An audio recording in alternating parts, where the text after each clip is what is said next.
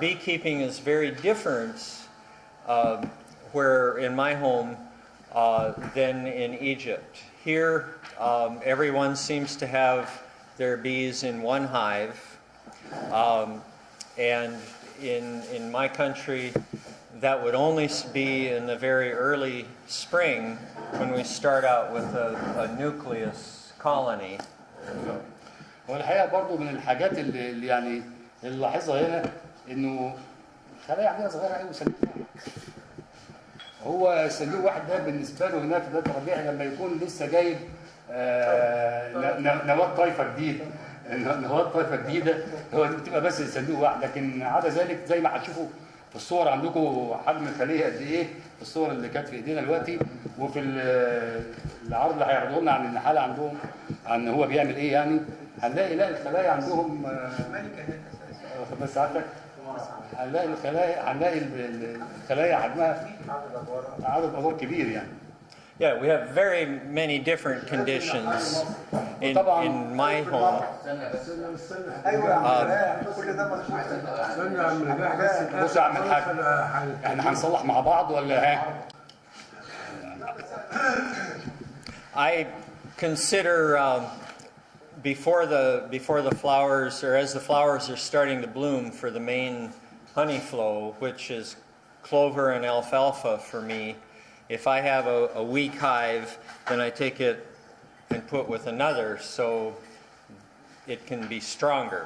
هو الحقيقه هو عنده هو المرعى الرئيسي عنده البرسيم والبرسيم الحجازي في المنطقه بتاعته.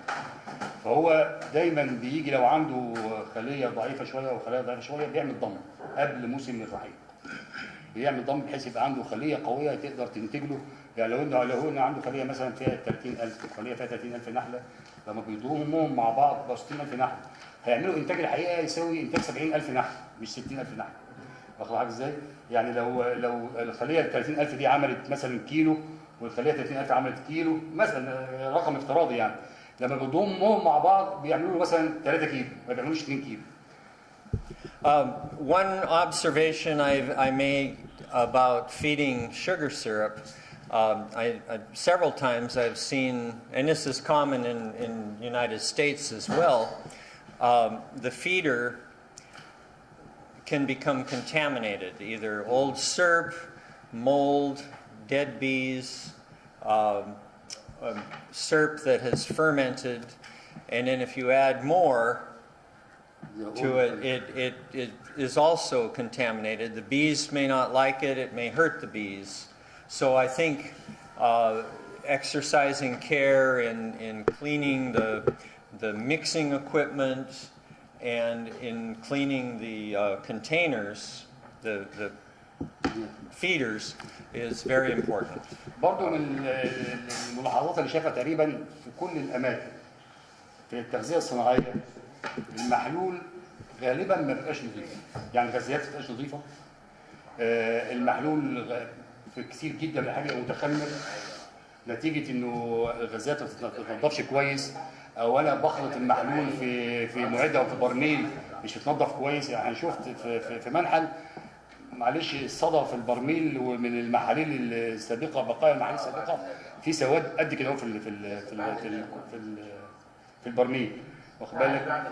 فطبعا لما ما تتوقعش ابدا ان انا هاخد محلول مش نظيف احطه في غزايه مش مغسوله كويس، وبعدين تلاقي الغزايه بقى فيها نحل ميت وفيها مش عارف، ده بيخمر المحلول السكري، وبالتالي ما يحصلش اقبال من النحل عليه، فالنحل ما يتغذاش كويس. دي نقطه. النقطه الثانيه لو اتغذى منه ممكن تجي له مشاكل اسهالات ومشاكل اخرى يعني. فمهم جدا جدا ان الناس تتعود انه تنظف الغسالات كويس جدا جدا جدا، تنظف الاوعيه اللي بتخلط فيها المحلول السكري كويس جدا جدا، وبعدين ما احطش ابدا محلول جديد على محلول قديم فيه لسه ريحه تخمر بادئه حتى، لان في الحاله دي انا خمرت الجديد مع القديم، فما يحصلش اقبال من النحل على المحلول السكري ده في اقل الاحوال، ولو اقبل عليه هيحصل له مشاكل صحيه، مشاكل اسهالات وغيره. فمهمه جدا جدا الحكايه دي، لان هو لاحظها تقريبا في معظم المناحل. Okay. Thank you. You didn't say that much. Huh? Well, You didn't say- we've talked. Yes. So, I guess this time now the PowerPoint. Okay.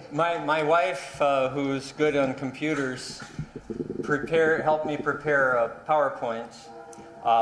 This shows some more pictures of my beekeeping and some other people's beehives. Also a man who packs honey, who puts honey in small containers for his business, and making candles. So those are what the PowerPoint is. هو هيورينا هنا يعني Where are we going to display it? Or just turn it? Okay. النحال المصري كفاءته تغلبت على ظاهرة اختفاء النحل. كمان الفراولة عند حضرتك انت زرت مناحل، في مناحل تانية قدرت تقاوم الفراولة بأعشاب طبيعية، ومعظم الأساتذة أقروا الأعشاب الطبيعية ديت بمقاومة الفراولة. أنا في منحلي الفراولة ما شفتهاش بقالي 5 سنين بمقاومة طبيعية خالص بسيطة، وما عنديش. هو الحقيقه ده مش سؤال ولا تعليق، دي محاضره. هو اتكلم عن السي سي دي، واتكلم عن السي سي دي، وبعدين عن الفروه واستخدام الفروه. حاضر.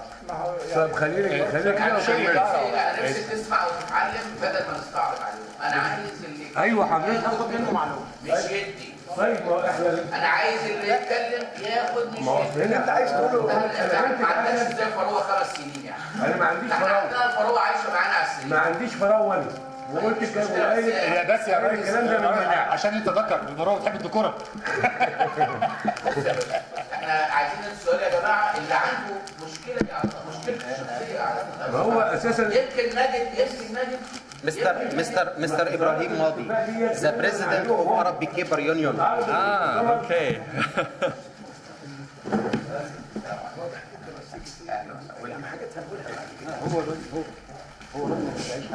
عايزين نسمع اكتر ما نتكلم يا جماعه. طيب ما هو ظاهرة الاختفاء ده سؤال. Okay. So, I had no beekeeping pictures for wintertime. So this is me on cross-country skis. But the point, in Montana, we have winter many times, November, December, January, February, March, where this is in the mountains and snow. هو طبعا عندهم، هو للاسف ما عندوش صور لشغل النحاله في الشتاء قوي، لكن هو الفكره بالصوره دي ان احنا عندنا ثلج في نوفمبر، ديسمبر، يناير، فبراير، يمكن لغايه مارس كمان. فهو يعني ولا الشتاء بتاعها صعب. So our bees have to survive that cold weather. So the beekeeper who has been stealing their honey must make sure that there is enough honey that they have food to eat all through the winter so they can keep warm.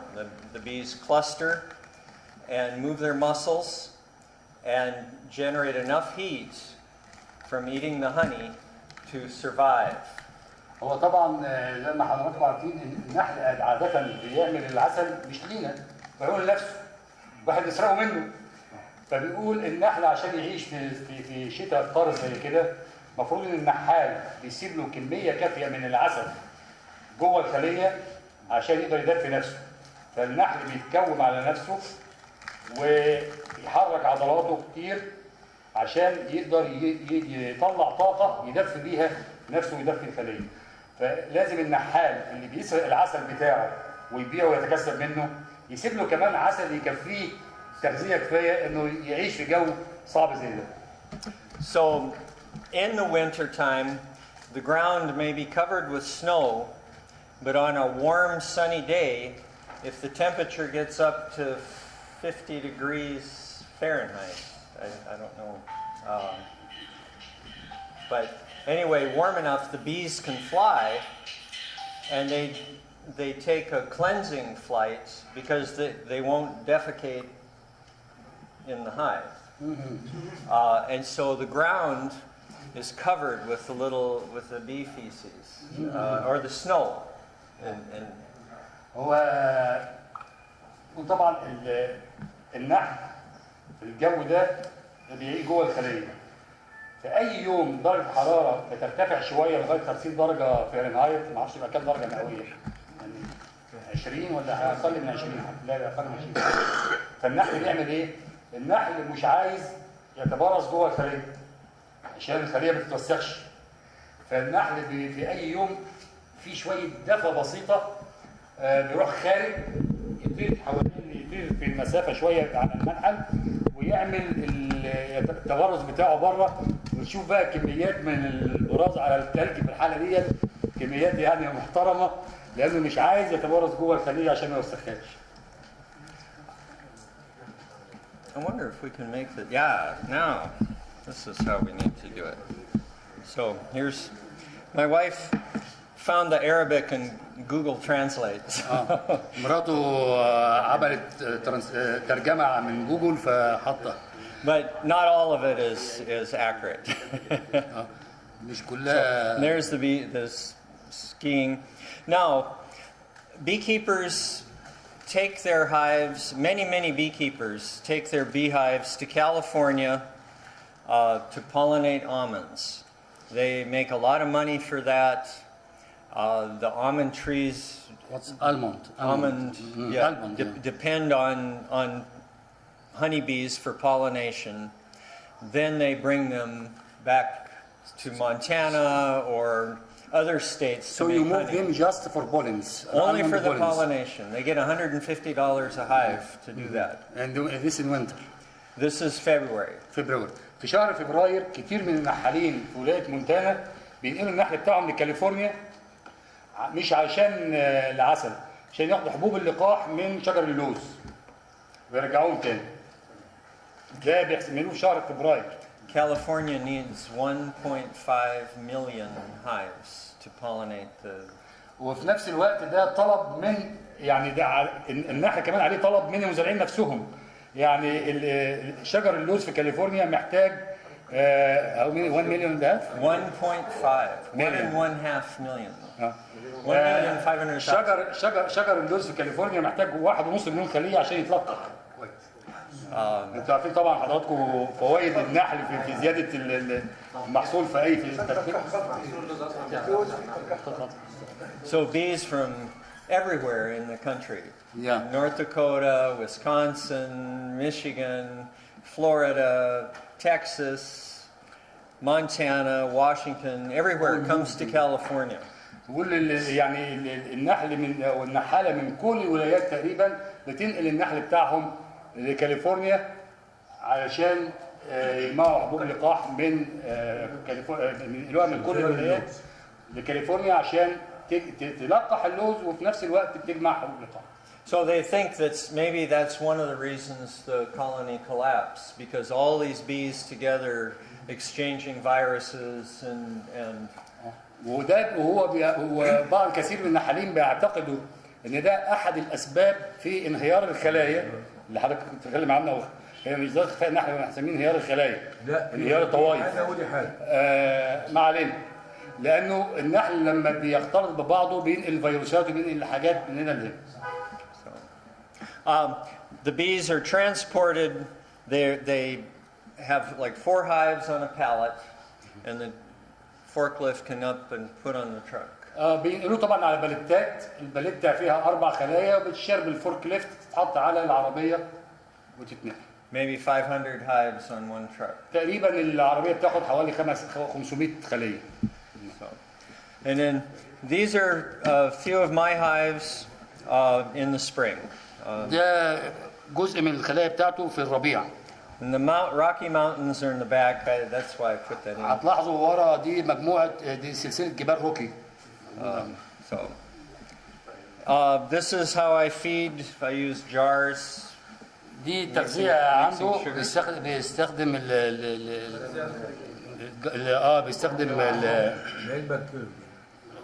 بيسميه برطمانات وبيخرج برضه الغطا ويحطوا بقلوب جوه الخليه. But, Go back? yeah. You want to see? Go back? أهو.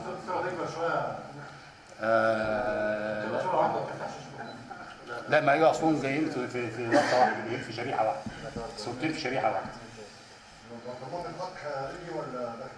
لا this feeders inside the hive or outside the hive. Inside.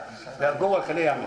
Because ايوه زي الفراخ بس عامل لها دور تاني، عامل لها هوايه وحاططها فوق البلوي. Fumidil, the light destroys fumidil before the bees can use it. هو ليه ما بيحط هو على فكره هو بيغذي هنا تغذيه صناعي مش بغرض التغذيه، بغرض انه بيحط الدواء في قلب المحلول، مش بغرض التغذيه، انه بيبقى سايب عسل كفايه يكفي النحل، بس هو عشان يضيف عليه بيقول الفيوميدين الضوء بيكسره قبل ما النحل ياخده، وبالتالي لما تحطه جوه الخليه ما يكسرش، الدواء ما يكسرش، واخد بالك، فيدي فايده، لكن لما تسيبه بره الضوء بيكسر الدواء وبالتالي ما يبقاش مفيد للنحل. فيوميدين لما الواحد يطلع فوق المنظر ماشي بيجيب انما هو ساعات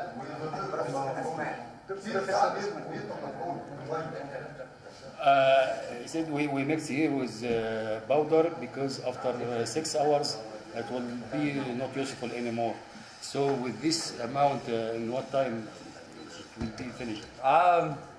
It takes several days or a week, but I'm following the directions that for the medicine that I buy. بيقول هو ما بيخترعش، هو بيقرا التعليمات اللي موجوده على الدواء وبيطبقها.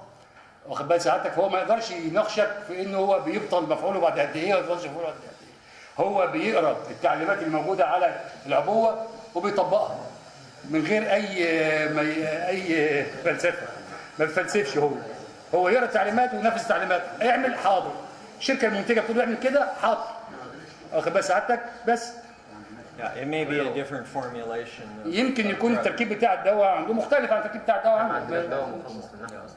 نعم؟ ما عندناش دواء مخصص للنحل. Okay. لا اصلا انت بتجيب نفس بس احنا ما عندناش التعليمات، هو نازل للفراخ او حاجات زي كده، ما بينزلش مش نازل للنحل، فاحنا He said most of the medicine here is not specialized for bees. It's sometimes for poultry, sometimes for other issues, and we use it for bees. Yeah, and so we're able to get the. Yeah, so you are able to get something specialized for bees. Yes. But here there is no some medicine. So they have to be their own doctors. They have to be their own doctors.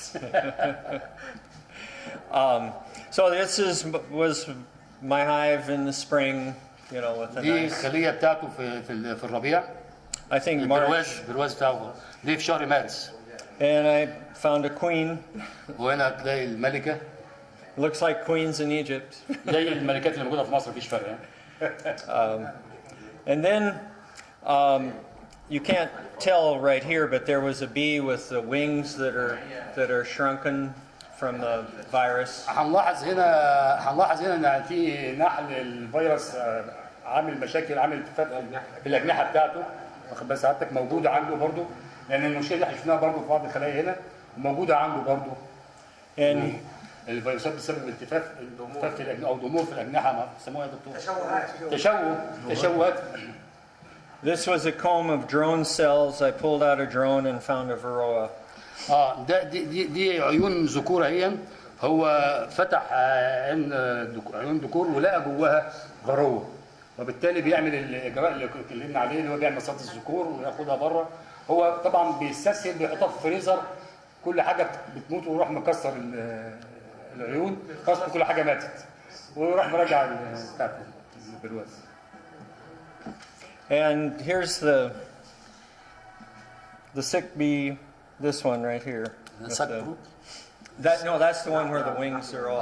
هنا النحله الصغيره اللي عندها تشوهات، النحله اللي فيها تشوهات في الاجنحه. So, okay. This is my mother. دي والدته. She's 87. She's still building. عندها 87 سنه ولسه بتعمل البراميز بتاعتها. She's always helped with the bees. She loves the bees. هي بتحب طبعا النحل جدا، ودايما بتحب تساعد في شغل النحل. And my father, before he died, he also love the bees. ووالده قبل ما يتوفى برضه كان نحال وكان بيشتغل في النحل. So it was a family. فهو يعني العيله كلها نحاله ابا عن ابا عن ولد، مش عن جد، ابا عن ولد. So, and I like to put glue on the hives before I construct. يعني هو طبعا لما بيجي يجمع البرواز بيحط الاول غيره او حاجه وبعدين يمسمر. يعني بيلزقه الاول بغيره وبعدين يمسمر. So, and then here, we've all done that. Now, this is my friend. We're paying money to buy nucleus colonies. So 5 frames of brood. ده صاحبه بقى بيدفع فلوس بتاعه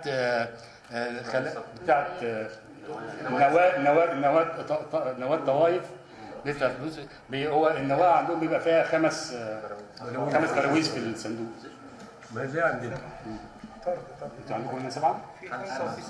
Here we have 5 and 7. Some 5 and 7. And these came in cardboard boxes. 5, yes.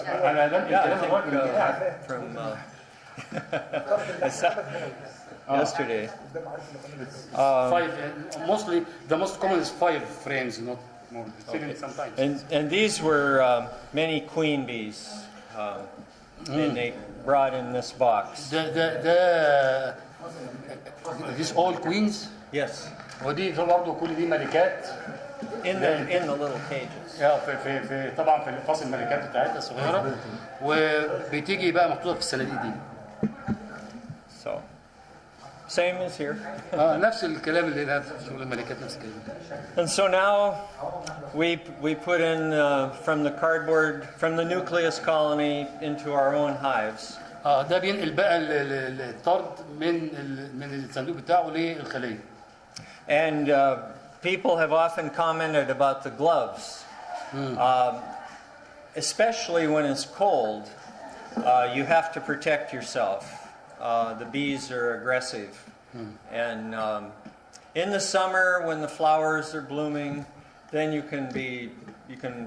don't have to wear gloves. هتلاحظوا في اثناء نقل الطرد هنا الراجل واقف تقريبا ماسك لابس جوانتي حامي نفسه كويس جدا. بيقول لك النحل في الشتاء بيبقى اجريسيف، بيبقى عنيف جدا. في الربيع وفي الصيف بيبقى في مرعى، في زهور، في بتاع، فجزء كبير من النحل القديم بيطلع بره يرعى، فالعدد النحل الموجود بيبقى جوه الخليه قليل، يعني تقدر تخف شويه من حمايه نفسك. لكن في الشتاء بيبقى النحل كله موجود وبيبقى عنيف جدا، فلازم تحمي نفسك كويس، حتى ايديك يبقى فيها جوانت. He said it's aggressive here all the year round. Well, it was a pleasant surprise for me because when I came, in my suitcase I have the whole coveralls, I have my veil, I have gloves, I have things to tie my pants. Yes. All ready for Egyptian bees. وهو جاي Quick, وهو جاي برضه هو بيخاف جدا يتلسع، هو يعني ما بيحبش كده اللسع دي. جايب معاه كل المعدات اللي تحميه، جايب بقى جزمه يقفلها كويس قوي، وجايب جلوفز، وجايب مش عارف ايه، والافرول الكبير ده والدوشه. فبقول انه فوجئت النحل بتاعكم النحل لطيف، يعني ما احتجتش كل الهيصه دي كلها، بالعكس دي كانت بالنسبه لي يعني مفاجاه لطيفه يعني.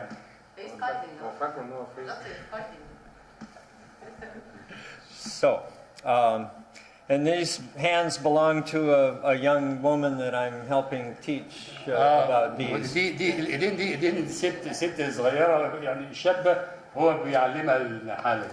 It was her first year, and so she said, "Well, would you have time to help me put my bees in?" And I said, "You come here and put in my bees." And so she put in. هي كان دي اول سنه ليها في النحاله، فتساله ممكن تيجي عندي من فضلك تساعدني انك انت تنقل الطرود في الخلايا بتاعته كده. لا انت تيجي عندي انت بقى تنقلها عندي وتتعلمي وتبقي تروحي تعملي عندك. Yeah, hands on. Use your hands. It's the best for teaching. استخدام انك انت تشتغل بايديك ده احسن وسيله للتعلم، احسن من المحاضرات، ان يشتغل بايده فخلاص ياخد احساس المهنه. These are my hives. I only extract one time, end of the summer, So September 1st, the flowers are finishing, and so then I rob my bees. ده جزء من الخلايا بتاعته، وهو بيجمع العسل مره واحده بس في شهر سبتمبر بعد الزهر بتاع البرسيم ما يروح وكده، بيجمع مره واحده في السنه في شهر سبتمبر، ودي جزء من الخلايا بتاعته. And I think that's my mother. ودي برضه والدته. والدته توفى. So I just use a brush to take the bees. وطبعا بيبعد النحل عن البرواز بالفرشه. And this was new comb. وده شمع جديد. And more, you can't really دي برضه see so well. I'm sorry. براويز ثانيه هي برضه. But those are heavy boxes. بس ده يعني الصندوق عنده تقيل يعني. How many kilos? One box. Maybe 20, 25. 25 kilos or pounds. Kilos. والصندوق بيشيل من 25 كيلو عسل يعني. That's everything. ده كل حاجه. النحل بالحضنه بالعسل بكل حاجه. عشان بس برضه اللهم الاعتراف. اللهم يعني النهارده 5 منه.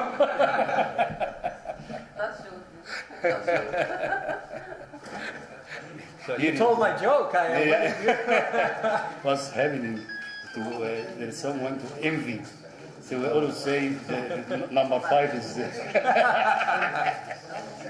So no one envy you. Okay. And You can go back in one piece, please. yeah. So here's a hot knife to cut the caps. طبعا دي سكينة الكشك. This is electric. Yes. سكينة كشك كهربية. And then a scratch. طبعا بيفتح بيها طبعا العيون. Fork too. وبرضه بيستخدم شوكة. The cappings, and then my extractor. ده الفراز بتاعه، وده الشمع بقى اللي شعاع. My extractor holds 12 frames. هو Stainless steel. هو الفراز بتاعه بالستانلس ستيل زي ما انت شايف، بيشيل تقريبا 12 سقف برواز. So now this. Oh yeah. And so I pour it through a screen from. هنا بيصفي.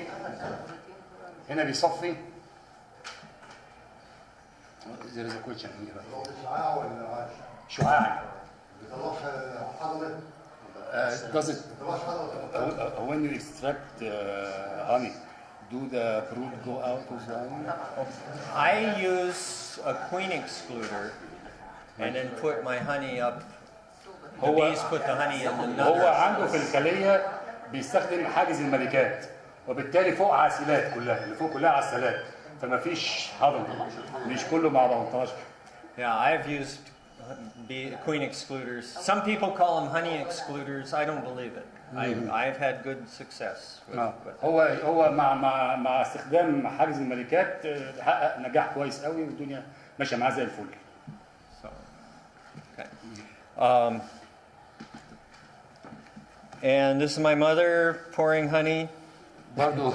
برضه والدته هي برضه بتشتغل في العسل، وهنا بياخد العسل من الفراز على in big barrels, and he melts it because it's usually Montana honey granulates quickly. And so this box holds 3 big barrels. It's hot in there to warm up the honey.